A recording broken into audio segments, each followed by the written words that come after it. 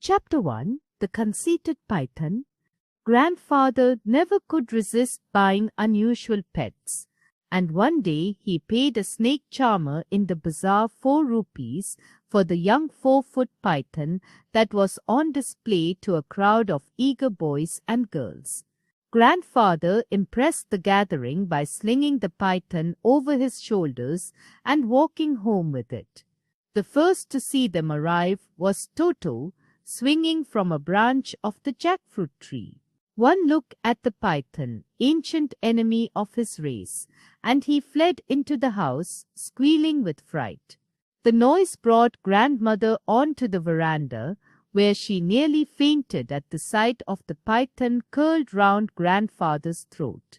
"It will strangle you to death," she cried. "Get rid of it at once." "Nonsense," said grandfather. "He's only a young fellow. He'll soon get used to us." "He might indeed," said grandmother, "but I have no intention of getting used to him. And you know your cousin Mabel is coming to stay with us tomorrow. She'll leave the minute she knows there's a snake in the house." "Well, perhaps we should show it to her as soon as she arrives," said grandfather, who did not look forward to the visits of relatives. "You'll do no such thing," said grandmother. "Well, I can't let it loose in the garden. It might find its way into the poultry house, and then where would we be?" "Oh, how irritating you are," grumbled grandmother. "Lock the thing in the bathroom, then go out and find the man you bought it from and get him to come here and collect it." And so, in my awe-struck presence, grandfather took the python into the bathroom and put it into the tub. After closing the door on it, he gave me a sad look. "Perhaps grandmother is right this time," he said, "and it's sure to be very hungry." He hurried off to the bazaar to look for the snake charmer and was gone for about 2 hours while grandmother paced up and down the veranda. When grandfather returned, looking crestfallen, we knew he had not been able to find the snake charmer. "Well then, kindly take it away yourself," said grandmother. "Leave it in the jungle across the river bed." "All right, but let me feed it first," said grandfather, and went into the bathroom, followed in single file by myself, grandfather, and the cook and gardener.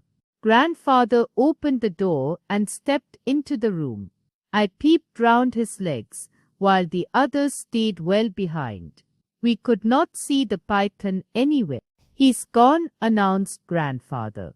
"He couldn't have gone far," said grandmother. "Look under the tub." We looked under the tub, but the python was not there. Then grandfather went to the window.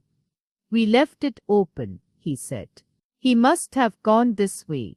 A careful search was made of the poultry shed, the kitchen, the garden, the stable, and the poultry shed. But the python could not be found anywhere. "He must have gone over the garden wall," said grandfather. "He'll be well away by now." "I certainly hope so," said grandmother, with a look of relief. Aunt Mabel arrived the next day for a 3-week visit, and for a couple of days grandfather and I were a little worried in case the python made a sudden appearance. But on the 3rd day, when he did not show up, we felt sure that he had gone for good. And then towards evening, we were startled by a scream from the garden. Seconds later, Aunt Mabel came flying up the veranda steps, looking as though she had seen the devil himself.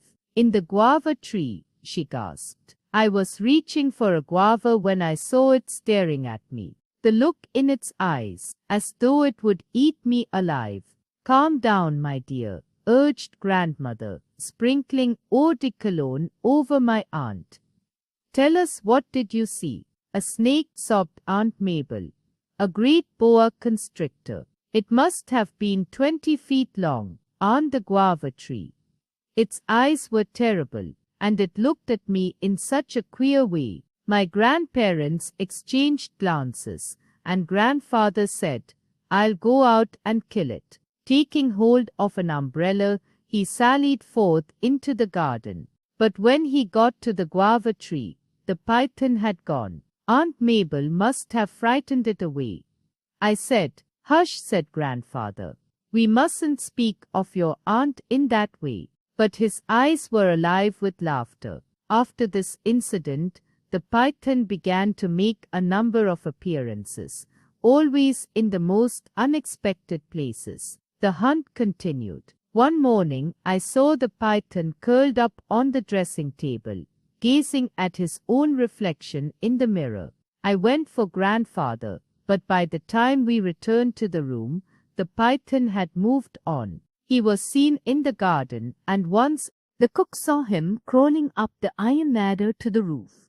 Then we found him on the dressing table a second time, admiring himself in the mirror. Evidently, he was fascinated by his own reflection. "All the attention he's getting has probably made him conceited," said grandfather. "Are you trying to be funny?" said grandmother. "The python is becoming vain, so it should be easier to catch him," explained grandfather. Grandfather set about preparing a large cage with a mirror at one end. In the cage he left a juicy chicken and several other tasty things. The opening was fitted up with a trap door. Aunt Mabel had already left by the time we set up the trap, but we had to go on with the project because we could not have the python prowling about the house indefinitely. A python's bite is not poisonous, but it can swallow a live monkey, and it can be a risky playmate for a small boy. For a few days nothing happened, and then as I was leaving for school one morning, I saw the python in the cage. He had eaten everything left out for him and was curled up in front of the mirror with something that resembled a smile on his face, if you can imagine a python smiling. I lowered the trap door gently, but the python took no notice of me.